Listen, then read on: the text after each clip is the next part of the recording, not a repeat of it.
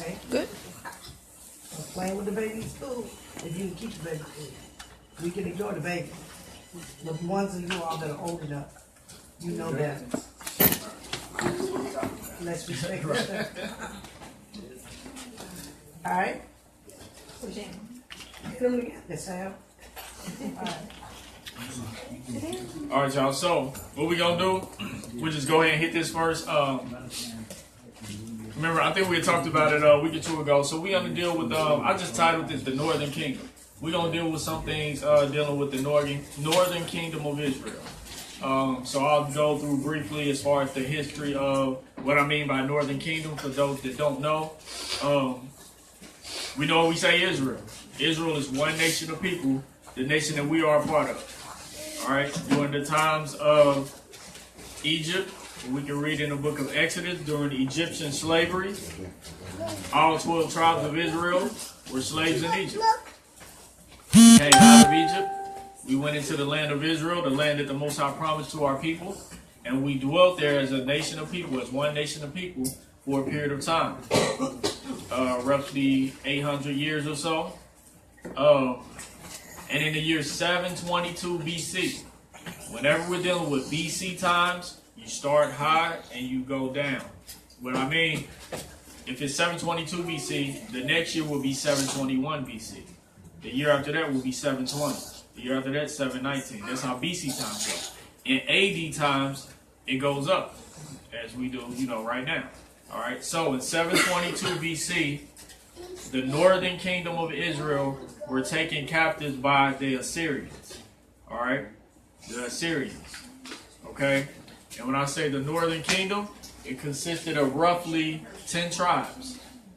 All the tribes except for Judah and Benjamin, and some Levites. The rest of the Israelites from the other tribes, Asher, Gad, Dan, Naphtali, these other tribes, went into captivity under the Assyrians. And they never returned to the land of Israel. Ever. Since 722 BC. Alright, these are facts of history. Okay? Now, at that time, those tribes begin to be known as the northern kingdom of Israel, while Judah and Benjamin, with the certain Levites that was with Judah and Benjamin, from that time forward was known as the southern kingdom of Israel, because they lived to the southern part of Israel and the other tribes lived to the northern part. Okay? So that's what I mean when we say the northern kingdom of Israel versus the southern kingdom of Israel. Alright, and then what happened later was around the year 606 BC, the southern kingdom of Israel went into captivity under the Babylonians. But not all of them in 606 BC. Only certain ones that could do jobs in 606. Like if you were some type of carpenter, you know how to build things, you know how to build houses. You were some type of smith that could make, iron or sharpen iron, right? Anyone with skills went into captivity under the Babylonians in 606 BC. But then in 586 BC, the Babylonians came back and took a lot of other people. First in 606, they just took people who knew how to do things, right?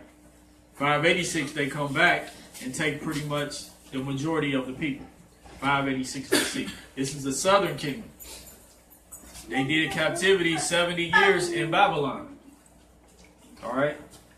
And after that, they were able, a lot of them, not all of them, but a lot of them were able to go back to the land of Israel. Of course, we know the Medo-Persians took over at that time and we became slaves to them as well. But after that Medo-Persian, in around 438 BC, the southern kingdom, now we're still not dealing with the northern kingdom. The northern kingdom never returned to Israel. But around 438 BC, which we can read in the book of Ezra chapter 7, the southern kingdom, a lot of them got to go back home to Jerusalem. All right? In around 438 BC, under the Artaxerxes and the Medo-Persians. When they got to go back home to Jerusalem, they were able to build another temple. They were able to build up the city again and things like that. Why did they have to build another temple? Because in 586 BC, when the Babylonians first took them, the temple was burned. Not by the Babylonians, it was burned by the Edomites. It'll let you know that in the Apocrypha. All right, the temple was burned by the Edomites. It was burned to the ground at that time, and the Edomites then lived in our cities while we were outside of our land. So once they returned around 438 BC, these certain Israelites from the southern kingdom remained in Jerusalem all the way up until the times of the Messiah. All right, so during the time of the Messiah, that's what we read about. We mostly read about the southern kingdom, Judah, Benjamin, Levi, but even scattered among them, there were some individuals of other tribes there, you know, and you can see remnants of that. All right, so in 70 AD, so this is roughly 30-some years after the Messiah had died, resurrected after 3 days and 3 nights, and was ascended up to the heavens and seated on the right hand of the Father. In 70 AD, roughly 30 years later, 30-some years later, the Romans came with Titus, General Titus, and the guy Vespasian, and the Roman armies, and they ransacked Jerusalem, meaning they was killing off people and things like that, and a lot of our people fled into Africa. All right, this is the southern kingdom. But in this lesson, we're going to mostly deal with the northern kingdom. But most of us, we know the southern kingdom. We went into Africa. We dwelt there for around 1,500 years. The black Africans had us as slaves and made our people convert to Islam. And this is documented throughout history as well. And the black Africans sold our people to the white man. Now we ended up in America from the southern kingdom. We ended up in Jamaica, North America, South America, Cuba, living out all of the prophecies that the Almighty said would happen to us. All right? Now, a lot of people don't address a lot of times what happened with the northern kingdom. And that's what we're going to deal with, the northern kingdom. All right? And some people do address it, but a lot of people don't address it. All right? The people that do address it, I think they have a very great starting point, but I'm going to show some differences within this. All right, so first of all, have anybody heard of sovereignty? You know, different people say, I'm claiming sovereignty. Anybody heard of that? What do you know about it? What are they really saying? When they claim sovereignty, what are they saying? And I want to know what laws, not scriptural laws, but what laws on the American books are they referring to claim sovereignty, if you know? You know, just are they saying that that their ancestors were here originally? That's exactly what they say, and that's a great point. There's a lot of black people. Y'all heard of the Moors? Yup. Yeah. Who watch what's their video called again? The videos they keep putting out. Hidden Colors. Hidden Colors. Who watch Hidden Colors? Seen a little bit of one. Okay. I think it's like three or four of them out now. Okay, so you've seen all 4. All right, so if you watch Hidden Colors, and if you know people, it's all over the internet, they're called Moors and things like that. The word Moor only means black. All right? Now, what these people were saying, and you'll even see videos on YouTube where they going into court, and they're challenging the judge on all these different things. But what they're really doing, they're going to live in houses that are like mansions, $1 million houses. They just go and claim it, like, this is my house. But other people look at them like, well, they crazy.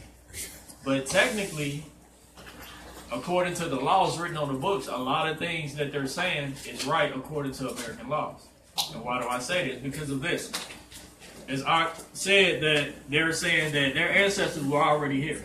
But these are black people because their ancestors were already here. It was black people already in this land when Christopher Columbus came over. Black people were already here. And I'm going to show y'all that throughout history. So what they're saying is this. They refer to different treaties, because remember, when the white people first came over to this land of America, it was people already here. It was the Native Americans already here, but it was also black people already here. It was 2 nations already in America when the white man came over. And what they did throughout history, they made different treaties in different years saying, we're not going to take any more land from you, or we recognize you as a sovereign nation. So when the black people today are saying that I'm a Moor and I'm a sovereign, they're referring back to these different treaties that were made that's in the U.S. Constitution, that they actually made with the people in this land, saying that we recognize you as your own nation, you can go by your own laws and not our laws. But the whole problem with the whole sovereignty thing is this. The white people didn't uphold their end of the bargain in that day. So why do you think they're going to uphold it today? They still took more land. They still, you know what I mean, did what they did. So in order for you to say, I actually had a conversation with a guy years ago, for those of y'all that actually listen to some of our old radio shows, we dealt with the thing about sovereignty. And I brought out the thing that it was a brother on the phone, and he said he's sovereign, and he said when people in martial law come and they knock on your door, he actually said this. He said, I'm going to show them my sovereignty paper, and they're going to leave me and go to the next door. And I said, if you really believe they're going to do that, they don't care nothing about that paper.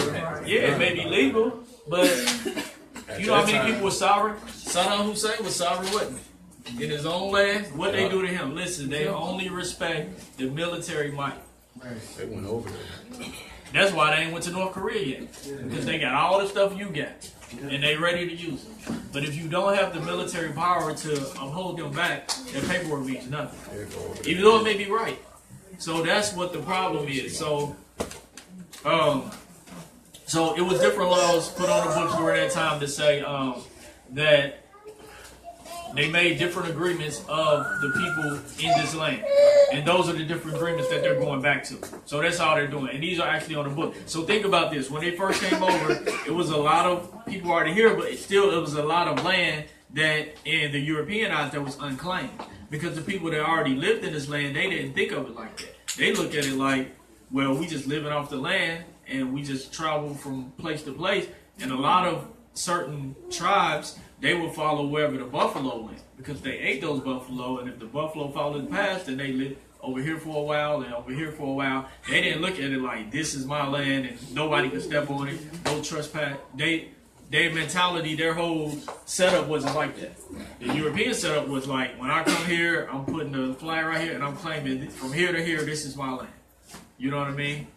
And so what they did was they would set up different things, different laws for Europeans coming over in this land to say, well, this part is not occupied at all. So my name is James, I'm going to call it Jamestown. That's how that stuff came about. You know what I mean? My name is this, I'm going to call this land this. You know, and that's how that all came about. And they set up laws that, okay, if any European come over, they can claim these different things at their land. So it's a whole new nation being established. So that's all this whole sovereignty thing really is. They're just claiming different treaties that are actually on the books on the U.S. government and constitution that they made with the original inhabitants of this land.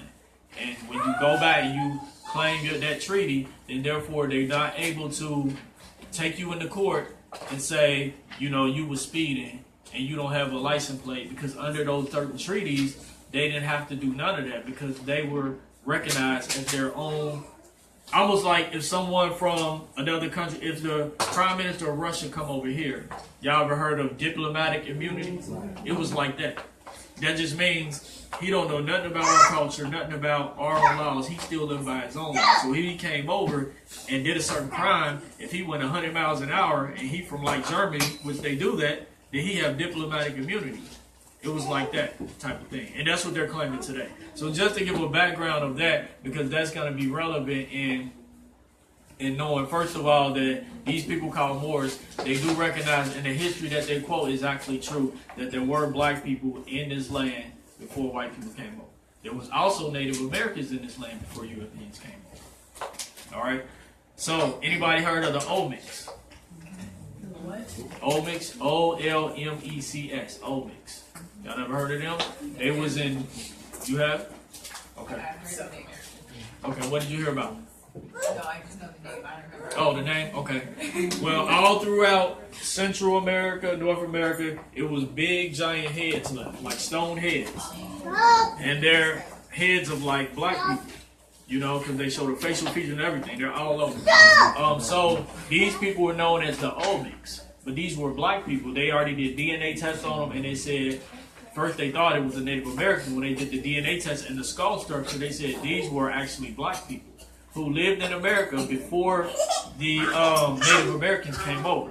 So just punch that in anytime, you know what I mean, at your own time. There's many documentaries about it. It's all over the internet. O-L-M-E-C-S. And I'm only saying that to set up the fact that there were black people here in this land. So we want to find out who were these black people in this land? Who were these Native Americans in this land? That's what we want to know. All right. And there's many like videos, and when we get this whole thing up and running real good with the TV, I'm gonna show y'all some videos. Or I can even link y'all to some you can watch them outside of here, stuff like that. And different historians going into the whole history of how the black people came over here and they was trading with the Native Americans here, but it was obviously 2 different nations. And that's what we're gonna deal with. All right. So let's go to the scriptures and let's go to Genesis chapter 50. Let's start there. Genesis chapter 50.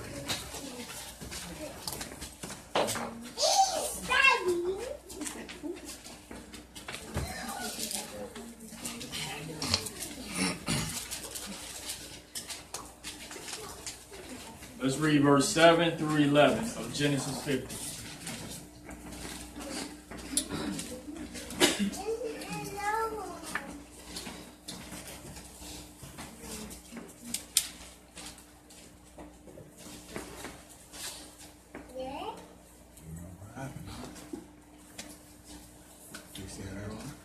I'll just read it out now. It says 7 through 11. The book of Genesis, chapter 50, verse 7. And Joseph went up to bury his father, and with him went up all the servants of Pharaoh, the elders of his house, and all the elders of the land of Egypt, and all the house of Joseph, and his brethren, and his father's house, only their little ones, and their flocks, and their herds, they left in the land of Goshen. And there went up with him both chariots and horsemen, and it was a very great company. Verse 10. And they came to the threshing floor of Athad, or Athad, which is beyond Jordan, and there they mourned with a great and very sore lamentation. And he made a mourning for his father 7 days. Verse 11. And when the inhabitants of the land, the Canaanites, saw the mourning and the floor of Athad, they said, this is a grievous mourning to the Egyptians. Wherefore the name of it was called Abel Mizraim, which is beyond Jordan. So, why did I go here? We want to see the physical characteristics of the 12 tribes of Israel in the beginning. All right? And how do we see that here? Because who was there? Joseph. It says, and Joseph went up to bury his father. Who was his father? Israel. So the man Israel died, and they all went up to bury him. And who was there? And with him went up the servants of Pharaoh, the elders of his house, and all the elders of the land of Egypt. Verse 8. And all the sons of Joseph, and his brethren, and his father's house. So when it say his brethren, that means the other 12 tribes of Israel. Judah was there, Benjamin was there, Naphtali, Gad, Asher, all 12 sons of Joseph was there, plus Joseph's sons, Ephraim and Manasseh. They were all there. Now, look at verse 10. Now that we know who was there, it was the Israelites were there, the Egyptians were there, because Israel died. And look what the Canaanites said in verse number 11. And when the inhabitants of the land, the Canaanites, saw the mourning in the floor of Atad, they said, this is a grievous mourning for the Egyptians. Just like Moses was mistaken for Egyptian, just like Paul was mistaken for Egyptian, all 12 tribes of Israel were mistaken for Egyptians. If some of those tribes looked at like Mexicans, they would have knew without a doubt, because Egyptians are dark-skinned black people with woolly hair. If the tribe of Zebulun were actually a Indian or Mexican-looking people, they would have known, like, well, wait a minute, these are not all Egyptians. These must be some Israelites mixed in here. But in the beginning, we know that all 12 tribes were a black nation. All 12 tribes was a black people with woolly hair. And why did I go there? To start there to say this, is that whenever Israel mixed with anybody as being a black people, whenever we mix, it's just modern health. Whenever we mix with any other race of people, they start to look more like us, not we look like them. Because I went to health 8th grade health class, and they taught me that woolly hair is dominant, dark skin is dominant, brown eyes is dominant. Everything that we have is dominant, as opposed to mixing with any other race that looks differently. Their genes are recessive. And I'm sure we all know what that means. Their genes are not going to stand out. Ours are going to stand out. Now, we mix with other black people. They're both dominant. There's no difference. You know what I mean? But when we're mixing with whatever other race outside of other so-called black nations with woolly hair, they're going to start, every generation is going to look more and more like us. Now we look more like them. And I'm saying that to say this. If we can see here that all 12 tribes are so-called black people, then why do we equate the tribes looking differently later because of mixing? When science lets us know, and just regular life, we can see that. Let us know whenever our people mix. You know what I mean? We don't bring up individuals, but as a whole, whenever our people mix, people look more like us. So, go ahead. Just really getting it. You talking about when our men mix, because a lot of times when it's the women, it seems like the children more like the seed, like instead of male. They mix the woman, the Israelite woman, their child looks more like the male. They take on more of that. Well, the DNA doesn't work like that. What it is that if our women mix, then yes, whatever the man is, that's what the child will be, nationality, but the look of the child will still look more like us. Even in that, because it's you get, you know, what is it, 48 from your mother, 48, I think, chromosomes for your father. So it still looks more like us, no matter if the woman mix or the man. And historically, our women has been some of the least mixing people out. Our Israelite men mix a lot with other nations, but our women, and this is like a great honor to y'all. You know what I mean? Israelite women don't really go outside of our people. You know what I mean? But you can name different people as far as I'll name some famous people. What the famous twins? A lot of people think they're black, but they're mixed. Tia and Tamara. Their father's white, but their mother's black. Yeah. But people look at them like two light-skinned black girls, and until you know, you wouldn't even know they was mixed. You know what I mean? Them. Bob Marley? Yeah, Bob Marley. Bob Marley is a great example. Bob Marley father.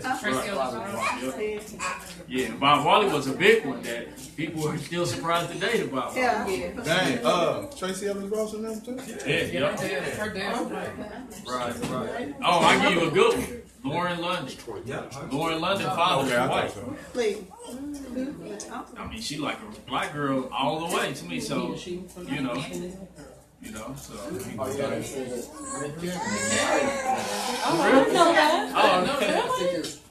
His daddy got it. I know. Right. She said she not us, so. For real? Now, Nick Cannon, I would have never guessed. Right. Now, see, that goes to show. You know what I mean? Our genes being more dominant. So, that's all we dealing with here. So, all I want to establish is that all 12 tribes were so-called black people, and we cannot blame mixing for ones looking like Mexicans today and Native Americans. And when I say that, I don't mean as individuals. Like, there may be some individual, well, there are some individual Israelites who look Mexican, but they're not millions, like a whole tribe of them that look Mexican. That's not the scripture. You know what I mean? As individuals, yeah, that's fine. You know, if their father is what it is, but you came out looking more white or Mexican, that can happen. But chances are the mixing always going to look more like us. So this is never an individual thing. This is a holistic thing as a whole. All right. So from there, let's go to Isaiah 11. Isaiah chapter 11. We're going to read verses 1 through 12.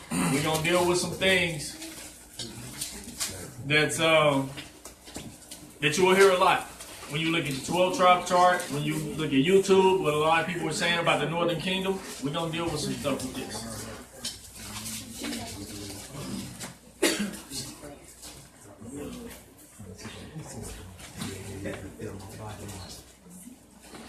The book of Isaiah, chapter 11, verse 1. And there shall come forth out of the rod of the stem of Jesse, and a branch shall grow out of his roots. And the spirit of Yahweh shall rest upon him. Now let's make clear understanding of that, because those that are Tanakh only are trying to tell you that this is David, right? But look at it again. And there shall come forth a rod out of the stem of Jesse. Who is that? That's David. Because why? Jesse is David's father. And David is the rod that came forth out of the stem of Jesse. That is David. But then look what it says. And a branch shall grow out of David's root. Now it's not talking about David anymore. Now it's talking about somebody that comes from David, who's known as the branch. Which is exactly. We can go to other scripture, and the Messiah is called the branch, not David. Alright, so now we know who we're dealing with. Go ahead, Ach. Verse 2. And the spirit of Yahweh shall rest upon him, the spirit of wisdom and understanding, the spirit of counsel and might, the spirit of knowledge and of the fear of Yahweh, and shall make him of quick understanding in the fear of Yahweh. And he shall not judge after the sight of his eyes, neither reprove after the hearing of his ears, but with righteousness shall he judge the poor, and reprove with equity for the meat of the earth. And he shall smite the earth with the rod of his mouth, and with the breath of his lips shall he slay the wicked. And righteousness shall be the girdle of his loins, and faithfulness the girdle of his reins. So now, this scripture, as we continue to read, this is talking about the kingdom that the Messiah will set up for 1,000 years on this earth. And this is how the kingdom is going to look in verse 6. Go ahead. The wolf also shall dwell with the lamb, and the leopard shall lie down with the kid, and the calf, and the young lion, and the fatling together. And a little child shall lead them. Because these things happen in the Garden of Eden. And the whole earth, when the Messiah comes back to earth and dwell on earth for 1,000 years, the whole earth will turn back to as it was in the Garden of Eden. And it says, the wolf shall lie down with the lamb. Is the wolf laying down with the lamb right now? No. It says, and the leopard shall lie down with the kid. A kid is a baby goat. You wouldn't put a leopard with a baby goat right now. All right? And the calf and the young lion and the fatling together, and a little child shall lead them. When Eve was on the earth before the fall, this is how the animals were in their nature. It wasn't running from lions and things like that. There wasn't no lion trying to attack Adam or Eve. You know what I mean? This is the nature of the animals that they'll go back to when the Messiah is on earth. All right? When he's in his glory on earth. All right? Verse 7. Go ahead up. And the cow and the bear shall feed. Their young ones shall lie down together, and the lion shall eat straw like the ox. The lion shall eat straw like an ox in that day. Verse 8 says, and the sucking child shall play in the hole of an asp, and a weaned child shall put his hand in the cockatrice den. They shall not hurt nor destroy in all my holy mountain, for the whole earth shall be full of the knowledge of Yahweh as the waters cover the sea. So when the Messiah comes back to earth and set up their kingdom, the whole earth will be full of the knowledge of Yah, just as the waters cover the sea. This is the day we're looking for. This is how it's going to be. All right, this is not talking about the Messiah's first coming. It's talking about his second coming. His first coming was to die for the sins of the people. His second coming was as a lion to rule as the lion from the tribe of Judah. All right, keep going. Verse 10. Verse 10. And in that day there shall be a root of Jesse, which shall stand for an ensign of the people. To it shall the Gentiles seek, and his rest shall be glorious. His rest shall be glorious. Why? Because no more other nations, not just the European, all the nations, no more they foot on our neck. You know what I mean? Because his rest shall be glorious. But it says in that day, but look how it's going to be in that day. We know from Matthew 25 and Matthew 24 that when the Messiah comes, he's going to gather his people from the four winds or from the four corners of the earth. All right. This is the scripture talking about when the Messiah comes back. Now look at what it says in the next verse, verse 11. And it shall come to pass in that day that Yahweh shall set his hand again the second time to recover the raiment of his people, which shall be left from Assyria. Didn't I tell you earlier that the northern kingdom was scattered to Assyria? When the Messiah come back, he gonna gather his people from Assyria. And where else? And from Egypt, and from Pathros. Pathros is Upper Egypt. All right, Egypt is Egypt, but Pathros is Upper Egypt. Egypt was always divided into Upper Egypt and Lower Egypt. Now, I could be mistaken. Pathros might be Lower Egypt. It's one of them, but it's definitely Egypt. It's either Upper or Lower Egypt. All right, go ahead. And from Cush, and from Elam, and from Shinar, and from Hamath, and from the islands of the sea. Now, when we look at that and we think about the 12 tribes chart that they're giving you today, none of those lands are on that chart. They're saying this is where Israel is in the last days. And if I pull it up real quick.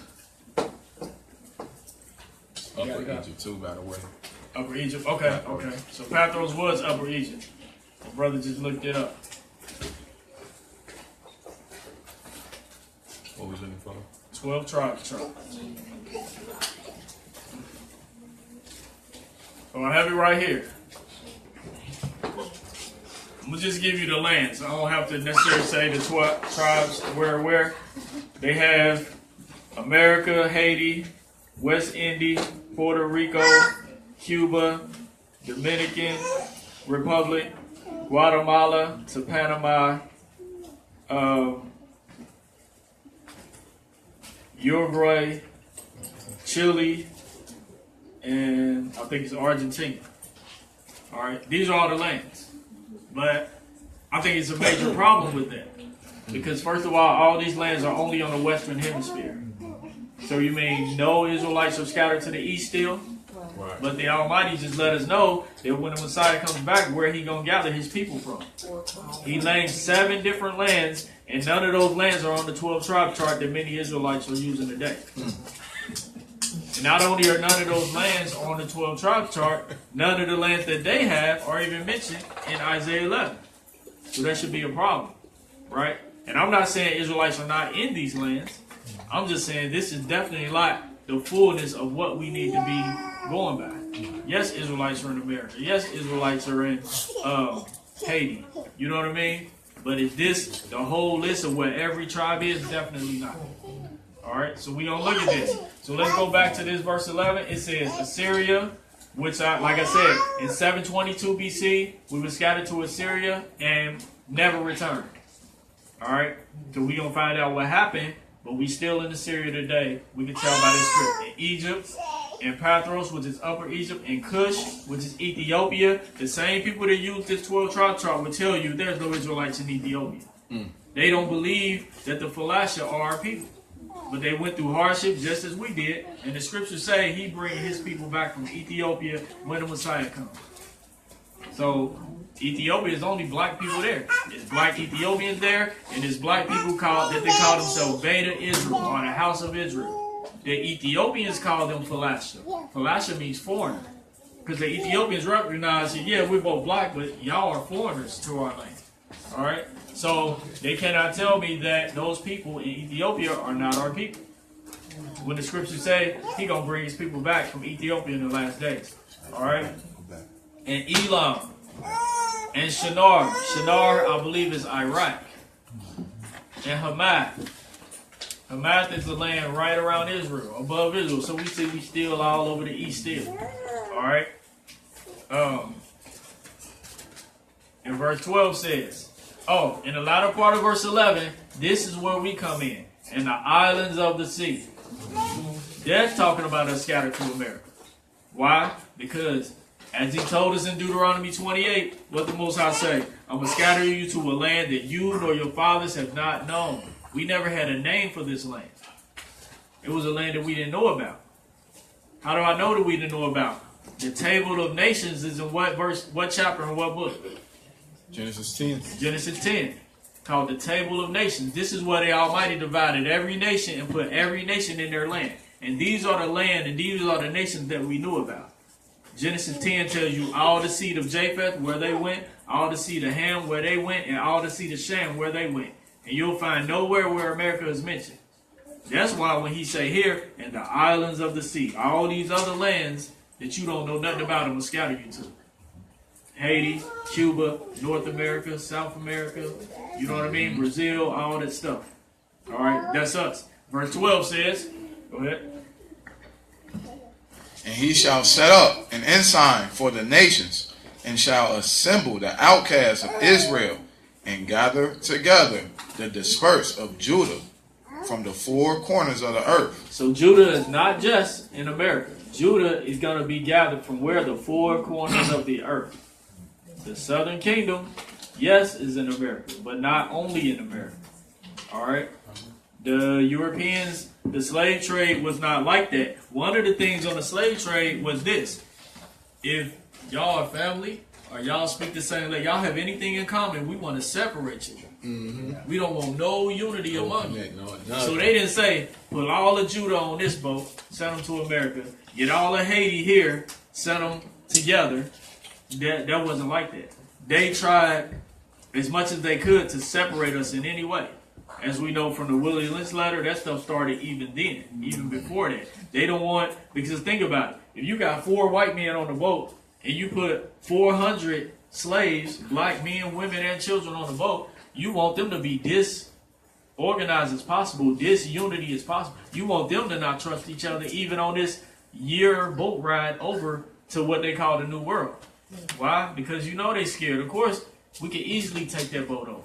How can we not? They get like Amistad. Exactly. How can we not take that boat over unless the Almighty, through His power, put something in all of us not to take it over? You cannot take 400 of us, men, women, and children. You got 3 to 4 white men on the boat and take us a year and a half boat ride and think you're going to make it with your life. With guns, they don't have guns that they got today. You can just spray and everybody be dead. You got one shot, then you got to do all this stuff. By the time you do another shot, all we got... Exactly. Like, this only through the power of Yah that they were able to do that. Because the Most High said it was going to happen, and it happened. Because His word don't come back void. Right. That's a miracle in and of itself. To get 400 men, women, and children on a boat. And take them for over a year boat ride. And you got 3... Yeah, I call it a boat ride. You got three people, or something like that, 3 to 4. You know what I mean? That's going to get you over there and make you slaves and chained up. Like, that won't happen. We got all that time, we would have broke out. Any other nation would have broke out that the Almighty didn't already say this was going to happen to you. It ain't nothing you can do about it. You know? All right? Go ahead, sir. You know, I'm just saying the way you put that in very interesting because nothing, if we agree that nothing happens unless Yah allows it, then stuff has to be fulfilled, just like with the crucifixion. You know, oftentimes other people read and say, well, why did He let them do that to them? Well, why, you know, That's right. trouble only comes for a reason, Right. you know. And so we got to learn to take the good with the bad because we don't know what God's plan is. Right. He knows the plans that He has for us. Exactly. Exactly. Even the scriptures say, how can this be done to them unless their rock had sold them? That's right. Y'all familiar with that? That's what it's talking about. Unless our rock, which is the Most High, has sold us, how could all this have been done to us? How can one put 1,000 to flight unless our rock is sold? That's what they were doing to us. You know what I mean? Even once we got over here, it should have been many more uprisings. Oh, wow. You got whole families. You got one European and his wife and his kid able to rule like 50 men slaves, 30 women slaves, plus children. Like, that don't happen unless the Almighty, as He said, He gonna give you, when you get to this land of captivity, the cup of fear and trembling. Right? He made our men too scared to even do something about it. Alright, the Most High did that. Not them. We don't give them the credit for that. They was just the belt the Most High used to chastise His chosen people. That's all they were. Alright? And that chastisement is coming to an end. We're in the last days. Alright? So, we see what we got here in Isaiah 11. Let's go to Genesis 49 and verse 13. Genesis 49 and 13, because I'm not going to deal with this whole 12 tribe chart or nothing like that. I just want to bring out a few things and just deal with it on a different perspective, because I do believe a lot of scriptures that are used are accurate, that they use. But I think it's a certain twist to it, which I'm going to get to. Genesis 49 and verse 13. Let's go there. The book of Genesis, chapter 49, verse 13. And Zebulun shall dwell at the heaven of the sea, and he shall be for for an heaven of ships, and his border shall be unto Zidon. Now, Genesis chapter 49, this is the chapter that people go to establish the 12 tribe chart. And they'll say, whatever say about Judah, and they'll link it to America, black people in America, whatever say. But I want to bring out something dealing with Zebulun.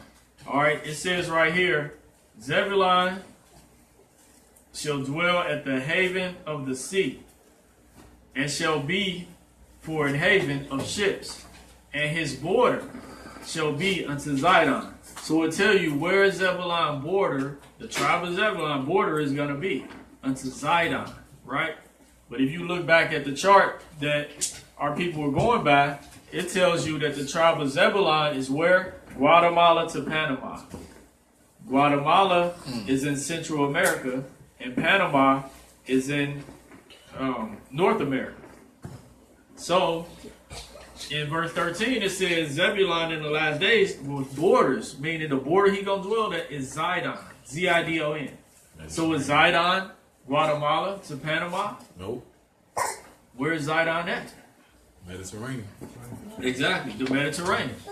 Now let's put line upon line. Let's go to Mark chapter 7. Because the Messiah actually taught in Zidon. So did he walk or get on a boat all the way to North and Central America when he was talking to the people in Zidon? Because according to the chart, this scripture is one of the scriptures that let you know where this tribe will be in the last days. His border shall be into Zidon, and they chart, they just forgot about it saying his border shall be to Zidon, and they just put Guatemala to Panama. So can we establish that Zidon is modern day Guatemala? Mark chapter 7.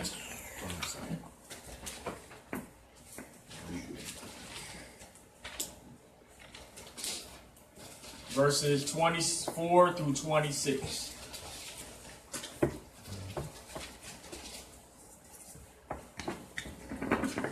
The book of Mark, chapter 7, verse 24. And from thence he arose and went into the borders of Tyre and Sidon, and entered into an house, and would have no man known it, but he could not be hid. For a certain woman, whose young daughter had an unclean spirit, heard of him, and came and fell at his feet. The woman was a Greek, a Syrophoenician by nation, and she besought him that he would cast forth the devil out of her daughter. So this whole story, as we know, when he didn't cast out her daughter, because we know the story, he gonna tell her, I'm only sent to the lost sheep of Israel, right? This whole story happened in Zidon. So did it happen in North America? In Central America? Because Guatemala and Panama is in North and Central America, which they have on their chart, all right? Where did it happen? In the land of Israel. Because Zidon is in the land of Israel. It's just one of the cities in the coast of Israel. It's in the land. This is where the Messiah spent his time, all right? Around his people, the southern kingdom. So, Guatemala to Panama is definitely not, according to scripture, where the tribe of Zebulun is. All right? Because the scripture said they will be in Zidon. All right? And we read Isaiah 11 that a lot of our people are right around in that area anyway. Hamath is right where the land of Israel, Hamath is like right there. Where Israel actually stops, Hamath is right there. The next land. A lot of our people are still around in that area. All right? We're over here as well. We're scattered to the four corners of the earth, just as the scripture said. We're scattered all over. We have our people are in India, our people are in Ethiopia, North America, South America. We're all over. We're in Iraq. We're in Iran. All right, we're all over. All right, so just looking at that, it's the same thing. Rather, Zidon is spelled with a Z-R-S. A lot of times the scripture is still the same. Some places spell it with an S in the scripture. Some places spell it with a Z. When you look it up in the Hebrew, it's all the same. They give you one Hebrew word. It's the same place and the same thing. All right. So from there, let's go to get into this thing a little more. Let's go to Second Address, chapter 13. So we need to read it out of the Apocrypha address in this. If you don't have one, we may have a couple extras. If not, if you have a smartphone, you can look it up. This scripture is definitely one of the main scriptures that is used to say that the Mexicans and Native Americans are part of the tribes of Israel. All right, so we're going to break this thing down and see what it's saying and what's what. Second Esdras, chapter 13. When we get there, we're going to read verse 40 through 45. Everybody there? Hallelujah. Hallelujah. Second Esdras, chapter 13, verse 40. Those are the 10 tribes which were carried away prisoners out of their own land in the time of Hosea the king, whom Salmanasar the king of Assyria led away captive. Remember I told you in 722 BC, the 10 tribes were led away captive under Assyria. The king of Assyria at that time was called Shalmaneser. All right, this is verifying that point. And what did it say about those 10 tribes? And he carried them over the waters, and so came they into another land. Verse 41. But they took this counsel among themselves, that they would leave the multitude of the heathen and go forth into a further country where never mankind dwelt. So a lot of these members of the 10 tribes of Israel did what? It said, verse 41, but they took counsel among themselves. They discussed among themselves that they would leave the multitude of the heathen, meaning the other nation, the Assyrians, and go forth into a farther country where never mankind dwelt. So they figured, we're going to leave this place and we're going to a land where no man is dwelling. All right? So where is the land that no man is dwelling? Because we have Genesis 10, the table of nations. So they didn't go to none of those nations because those nations was already occupied by other people in Genesis 10. So they didn't go to Rome. They didn't go to Greece. They didn't go to Egypt. They had to go somewhere that's not mentioned in Genesis 10. Right? So, whenever mankind dwelt, go ahead. Verse 42. That they might there keep their statutes, which they never kept in their own land. And they enter into Euphrates by the narrow passages of the river. So they wanted to go to a land where no man was dwelling so they could keep the commandments that they didn't keep in their own land. They know why they were kicked out of the land. For disobedience, they said, we're going to go somewhere far away where no man is dwelling, and we're going to keep the statutes in this land. They knew they couldn't go back home to Israel because the Almighty kicked them out. All right, go ahead. Verse 44. For the Most High then showed signs for them, and held stood the flood till they were passed over. Verse 45. For through that country there was a great way to go, namely, of a year and a half. And the same region is called Assyria. So it says they go into a land to keep the commandments where no man is dwelling. All right.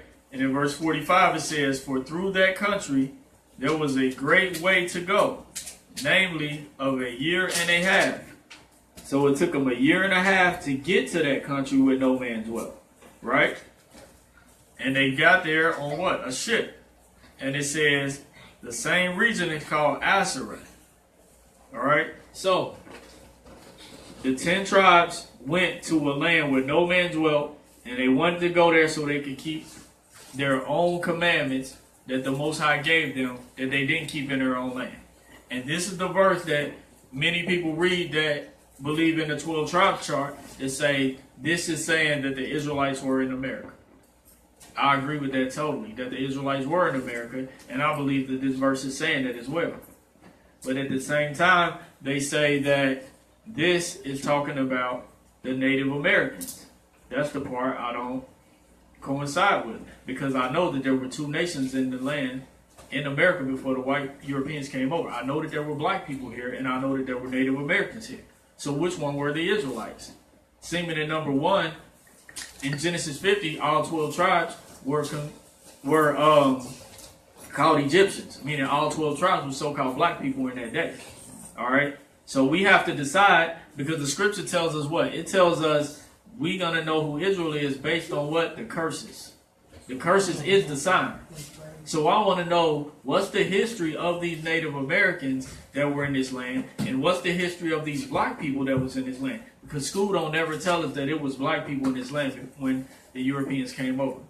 But it was. School don't tell you that. It just tell you they went and got us from Africa and brought us over. But it was already black people here.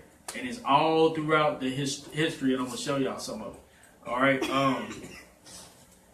So what happens to those black people that were here? Those black people that were here were part of the 10 tribes of Israel, according to this verse. All right? That's why in North and Central America, this was found. The 10 Commandments in these letters in ancient Hebrew. All right? It's called long something, no something. So why was it here? And who put it here? Because the 10 tribes were here. And why did they put it here? Because they came over here just to keep the commandments that they wouldn't keep in their own land. All right? So, what's the history of that? Let me show y'all some of the history. Actually, since we'll have this plugged up, can somebody use their smartphone? A few people can look it up together. Brother Jess, you mind doing it? All right, we're going to look up an article that actually talks about that. We're going to look up Negro, Negro, Ladino, Ladino. You can put an S at the end of it. There's a guy on the YouTube, Dane Calloway, who done a special on 1806 where he said it was the Africans and the American Indians. Right. And that Europeans, as they came over, this is in the Library of Congress, as they came over, they was fearful of all these colored people overthrowing their little plots of land. Mm-hmm. So they set up the country Liberia. Right. And started sending them blacks from here back over to Liberia and Sierra Leone and all that stuff. Exactly. Well, Liberia was always set up as a place that slaves could go to and get refuge. Yeah. Like even now, for us so-called Israelites, but they call it African Americans, we supposed to be able to move to Liberia and be able to have solace there. So, definitely. Okay, so we want to look up Negro Ladino, Ladinos. Actually, let me know. It's once you look it up, you punch that in. It should be the second one down. It say Ladinos and Bozels. Yeah. You see that? Touch that right there. Anybody can look it up. And once you hit that, the website is www.firstblacks.org. You can go there to see the article we're about to look at. And this is one of many, many articles. It's papers written all over talking about the black people in America before Columbus. Before the white Europeans came over, Columbus or whatever, all right? But this is going to give you a little bit of the history of the word. We got to know these words and these terms. Sometimes to find truth, you got to know what to ask. You got to know the right words to ask, all right? The word to ask in this is Ladino and Bozels. Go ahead, you had something? Yeah, you said, what land was the 10 Commandments found in? It was in North or Central America. I forget which one. It was North or Central America. The 10 Commandments in ancient Hebrew. Yeah. Okay, you got it? All right, so whoever there, it's a little article. I can't get it from this one. No, I can't get it because I am on the next one. Okay. All right, go ahead. Brother just going to read it for us. The Christianized blacks mentioned in the 16th century, documents issued in Spain, La Española, and the rest of the Spanish Empire were known as Ladinos. So now we got that. The Christianized blacks in the Spanish Empire were known as Ladinos. These were our people that were slaves in Spain. Okay, go ahead. And the term referred in general to the blacks who were familiar in general with the religion, cultures, and language of Castile or Portugal, either because of having been born and raised in those territories or due to long contact with or exposure to these cultures. Conversely, those blacks with no familiarity with the Iberian cultures and languages, typically those brought straight from Africa, were called Bozales. As indicated here, during these first years of the colonization, the Spanish crown tried to limit the arrival of the blacks into the Americas to Ladinos, but the restriction lasted only a short time. So, do we get that? So, it's two different terms. It was called Negro Bozels and Negro Ladinos. All right, the Ladinos were the black people who already understood Spanish. And remember, Spanish is a European language, Europeans in Spain, and they already understood Spanish culture. All right, but the Negro Bozels were the ones that they took straight from Africa and brought over that didn't understand Spanish and didn't understand Spanish culture. So how did these Latinos understand Spanish culture? You know how they understood Spanish culture? Either, number one, they was already born in Spain, as it says here, but number two, as you see, they were taking the black people who were already in North and Central America. When the Europeans came over, I'll tell you then we'll finish reading the history. When the Europeans came over, they used these people, as you can see, if you look at pictures of George Washington and things like that, a lot of times they had black people with them. These black people, as you watch Hidden Colors, was not slaves. When they have on turbans and dress real fancy, those people were not slaves. These people were already in the land when the Europeans came over, and they taught them about the land, how to cultivate it, how to navigate it, and things like that. These black people were not slaves. They were, in this history, known as Latinos, because they already understood Spanish language. But once the Europeans got over here, and what happened is one of the kings of England, he let out all the Europeans that were in jail in England to come over to America. So just a bunch of criminals came over and stuff like that. But once they got over here enough and they took more land, then they took those Latinos, those black people, and they put them on slave ships and they sent them to Spain to be slaves. That's what happened to them, according to the curses, according to Deuteronomy 28. And then they went to West Africa and got Negro Bozels, got us, our ancestors, and brought us over here to be slaves. That's what happened.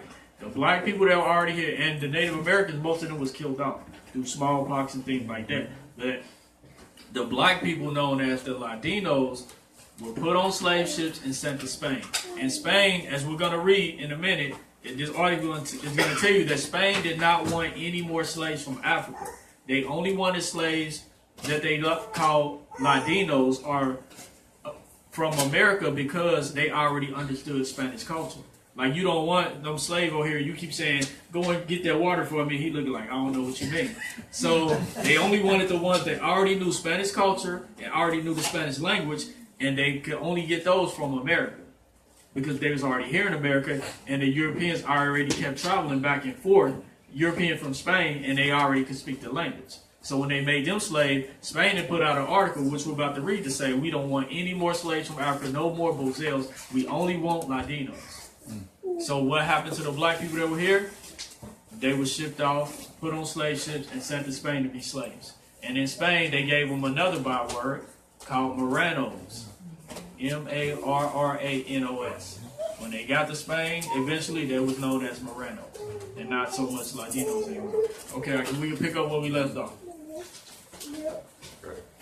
From January 1502, there is evidence of at least one enslaved black man being, the words are cut off, so I can't see what that word is, but from Seville to La Española, together with two other men, presumably free, to work the extraction of gold under the orders of a fourth individual who was himself unnamed, a contract as a worker for a merchant of Seville. Moreover, on September 12th, the Spanish monarchs authorized at least two royal courts employees to organize fleets to take provisions to the settlers established in La Española, explicitly allowing the organizers of the expedition to include as many blacks as they wanted, in what seems a clear reference to slaves. According to Carlos Esteban, it is not known whether there was actually any shipment of enslaved blacks made under the permit, but this stands as the first recorded royal license issued to import slaves to La Española. By late 1502 or early 1503, there was in La Española a large enough number of enslaved blacks to begin worrying Governor Ovando about the incapacity of the colonists to prevent at least some slaves from escaping captivity. In response, Ovando requested to the crown that no more blacks be brought to La Española, because those that existed there had escaped. The monarchs seem to have heeded the request immediately, since there is a response from them, in the form of a royal order of March 29, 1503, in which they promised to stop the sending of enslaved blacks. And still, by October 1504, there was no reauthorizations given for the transferring of black slaves to La Española that we know of, though there were at least one case authorizing the sending of enslaved whites on an expedition led by Alonso de Ojeda. Yet by the end of 1504 and in the following year, things changed. Not only had enslaved blacks begun to be shipped to La Española again, but some of them were bozales. In January of 1505, a caravella reportedly left from to Hispaniola, carrying 16 black slaves assigned to work in the colony's mines. Also, Governor Ovando seems to have changed his mind about importing blacks. In September, he was referred to in a Crown document as having requested the sending of more black slaves to work the local gold mines of La Española. He is said to have actually requested to the king that he send 20 more slaves.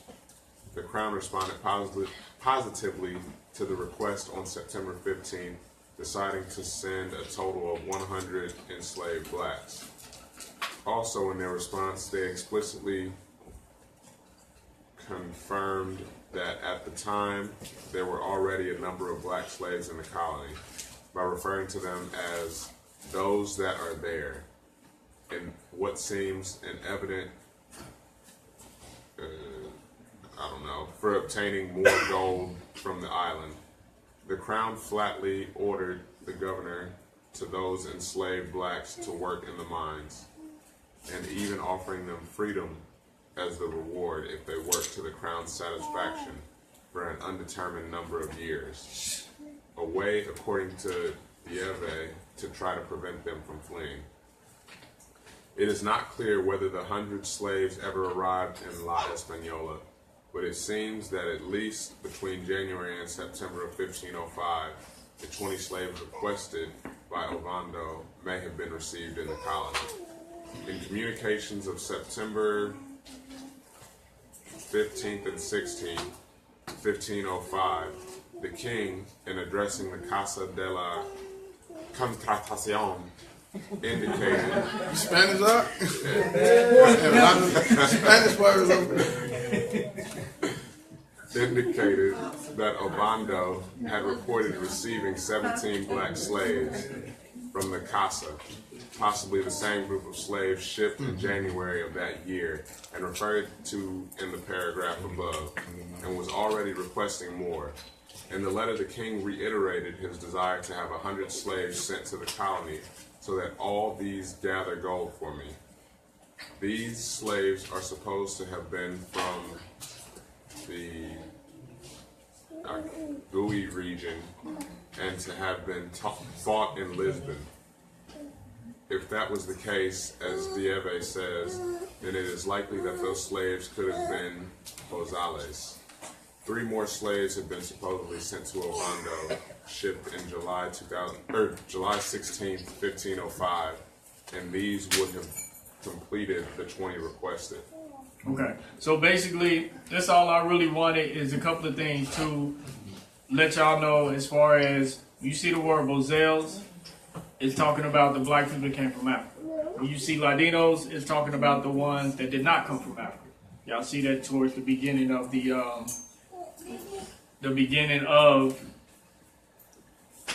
this article. All right, I think the second paragraph. The first paragraph towards the bottom. And that's the difference where you know. All right, that's the difference what we'll deal with. So the ones that came from Africa were bozales. Those were Southern Kingdom Israelites. The ones that came from, that were called Latinos, were Northern Kingdom Israelites. Because they were not in Africa anymore. They were already in the Western Hemisphere. These are the people that the Moors will say, my people were already here. My people already made a contract, a peace treaty with the U.S. government. So therefore I can claim sovereignty. That's what that whole thing is about. You know what I mean? Where they're claiming wars because they know this history of our people already being here. All right. So another thing is this. in dealing with this history, we have to take note of, whenever you watch any slave movie, you're going to see, they're going to always talk about the queen of Spain, and things like that, because Spain played a major part in the slave trade. Spain did. And these were kind of like the leading, most of them first Europeans coming over, they was from Spain. All right. These were like the first people coming over. That's why those Latinos already knew the Spanish culture and Spanish language. All right. So it's another place on the internet. If you want to write this down, you could Google these images. All right. I'm going to give you the name, the spelling of this guy. He was like a, I forget how you, what he was. But anyway, during those early times, he would like chart the different lands, and they had, and many different Europeans that came over, they would describe the people that they seen in the land of America once they came over. And they wasn't always described as what we know of like an Indian or Mexican person today. Some of them were. Some of them was described as like what they would call African people. But we know they were Israelites. They were described as dark skin with, they called it kinky hair. It was different people at that time that came over, and they wrote from that expedition different novels, and those are still left on record in history to say, these are the people that look like that we seen. All right, and so I'm going to give you some of that information. Write this name down. The name is Arnauldus. It's Arnoldus.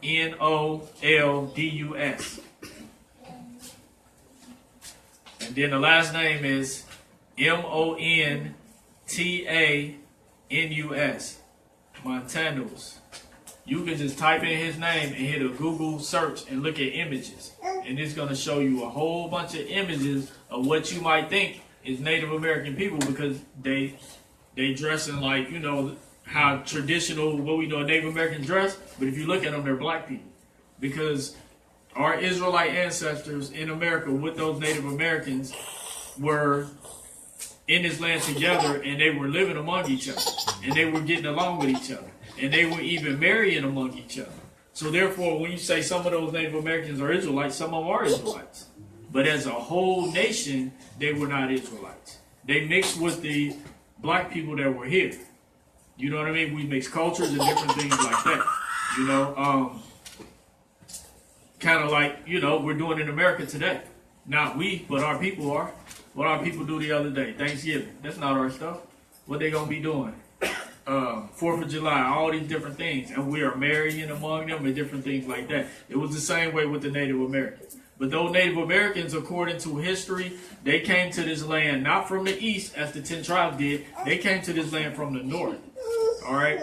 The history and the archaeology says that they were an Eskimo-type people. All right? And if you look at pictures of Eskimos and you look at them, you see a lot of similarities. It say that they came from the north through what they call the Bering Strait, through up past Alaska, through these like cold lands, and that's how they got into America. All right, but they was in America, and they lived in America among our people in pretty much peace. I mean, yeah, once the Europeans took over, it was some Native Americans that owned slaves as well, but it wasn't nothing like the Europeans were. All right. So, anybody look that up? You see any images? Can you tell? Yeah, I mean, they look like, they dress like Native Americans. You know, they got the feathers on their heads, and, but He got a whole lot of images. Now, some of them are Native Americans because we were mixed in with each other.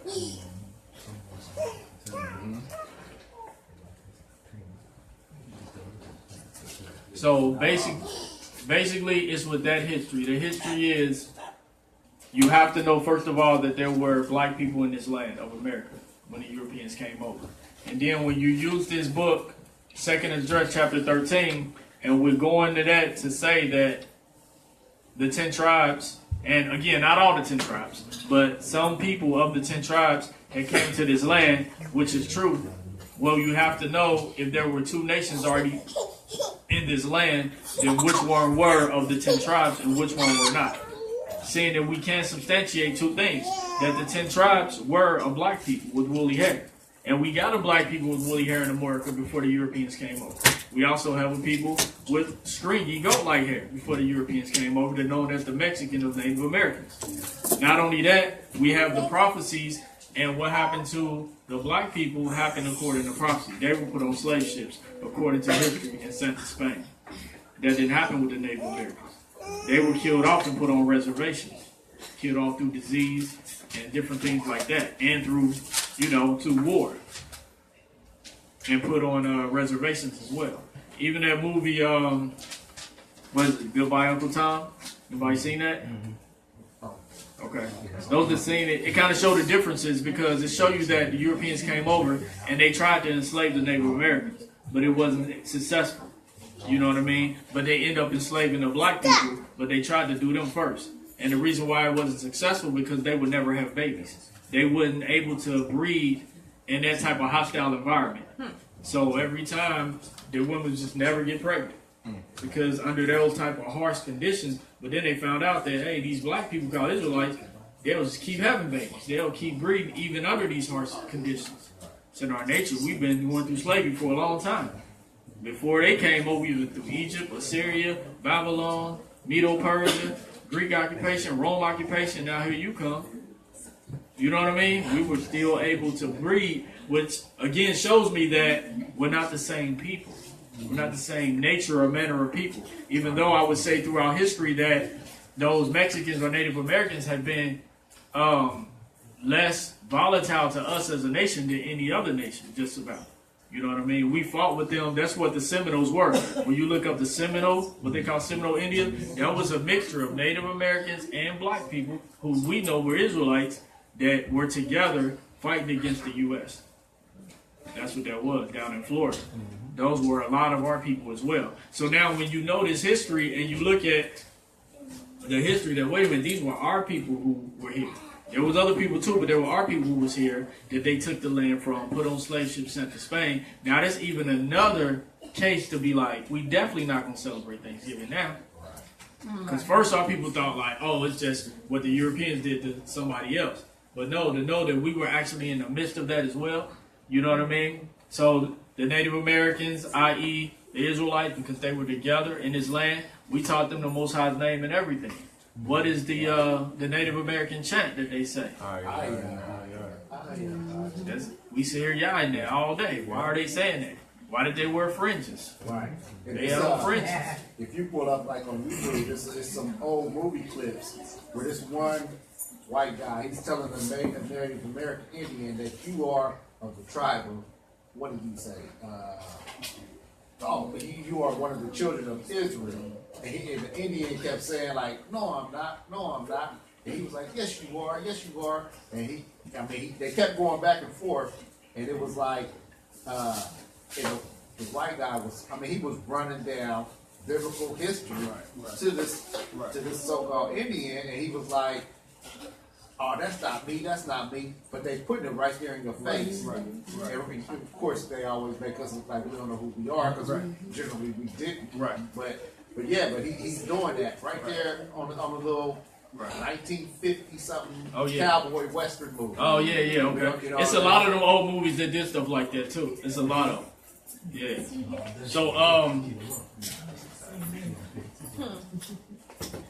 So with that, it's I wanted to bring out as well. I just lost my train of thought real quick. There was something I wanted to bring out. Hopefully, come right back to it.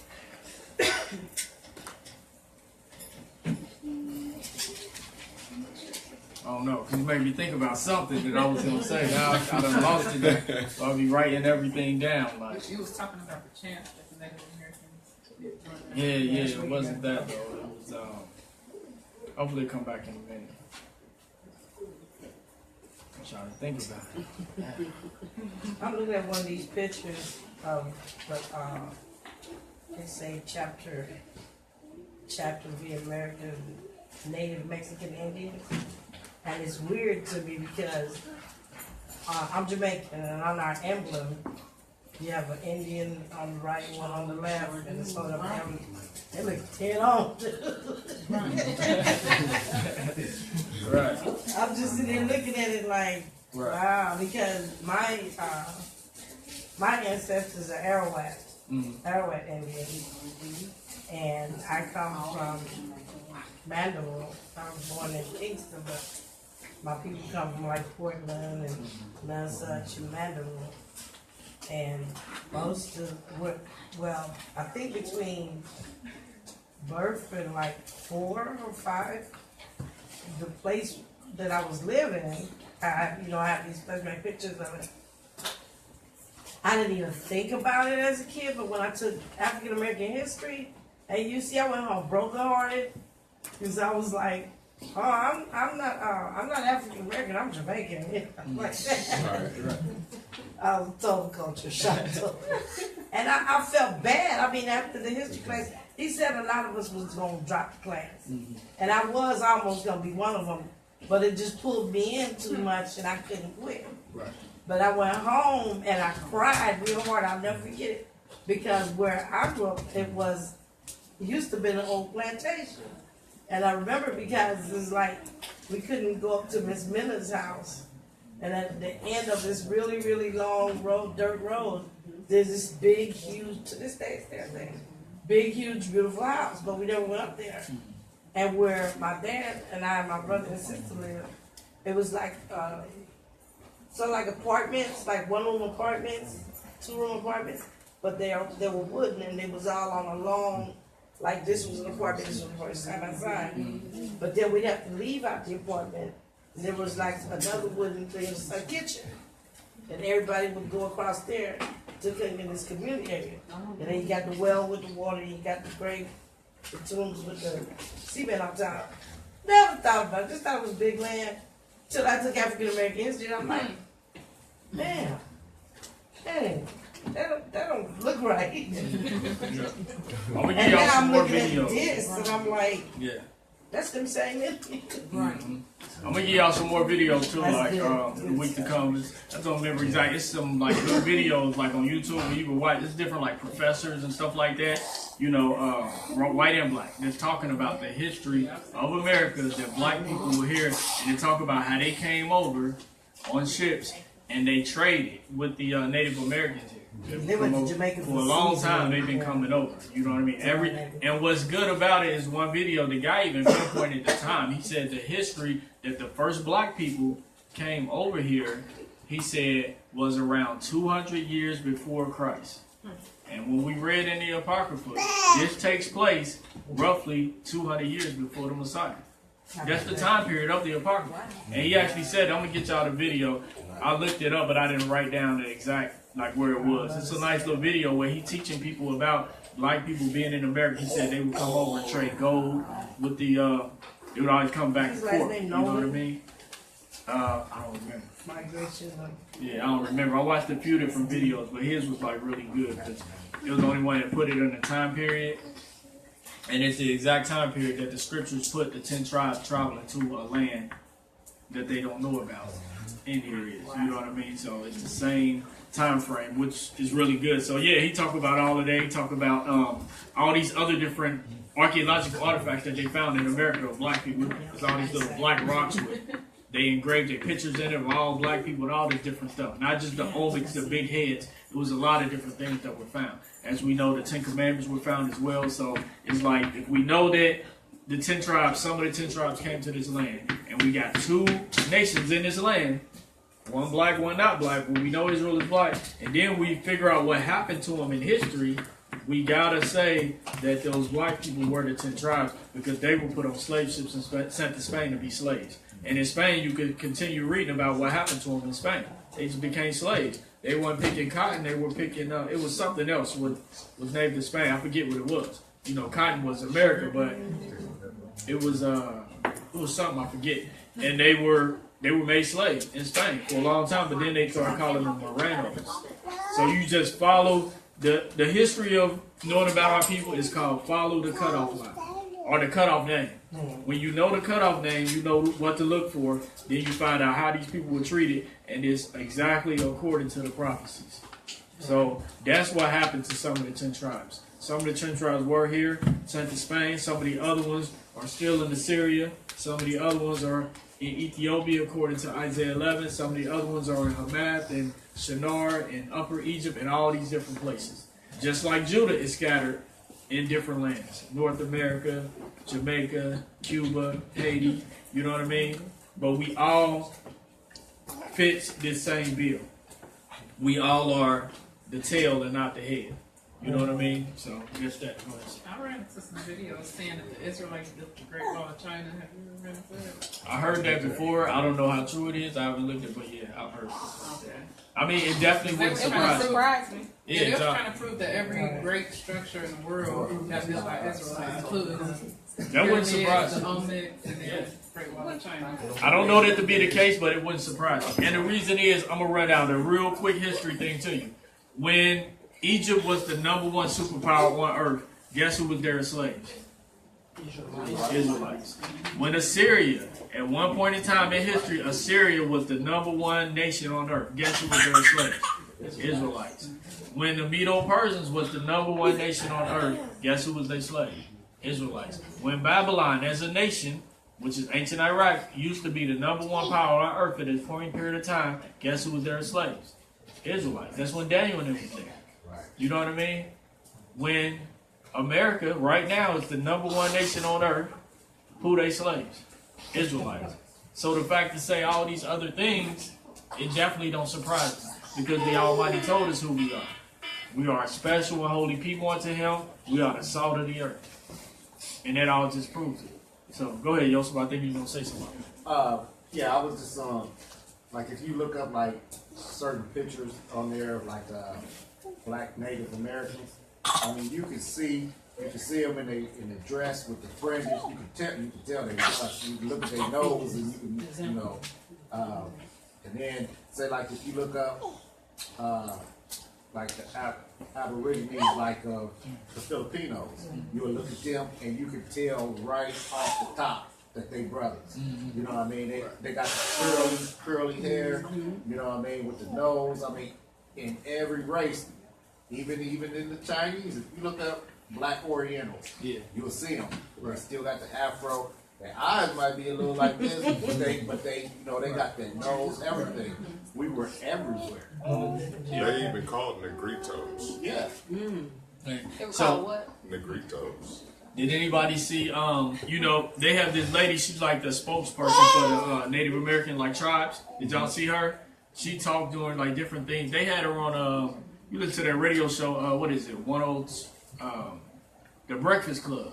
They had her on there. They did an interview with her. Well, anyway, anything going with Native Americans, she probably spoke the other day because of Thanksgiving, because the Native Americans actually celebrated it as a great tragedy, like Thanksgiving and stuff. But anyway, like this lady, when you see her, the main spokesperson, you can tell that she's a great mixture of us and those Native Americans. Like, she don't look like that one. She look black, really. But her hair is more like stringy like theirs, but you could pull her up. Like, I don't know her name or anything. No, she dark skinned. Like, she like our color. Like, she like our Breakfast color. Club. Yeah. Yeah, it's a lot of them like that, but she's more I know out there. somebody No. that's healing Indian, and you can tell in his hair. Yeah, right. He's really, really dark. Right. Yep. So you see a lot of them like that, you know what I mean? Where you can see like, oh, they definitely a mixture between us and them, because our people definitely did mix with them, and a lot of them are us.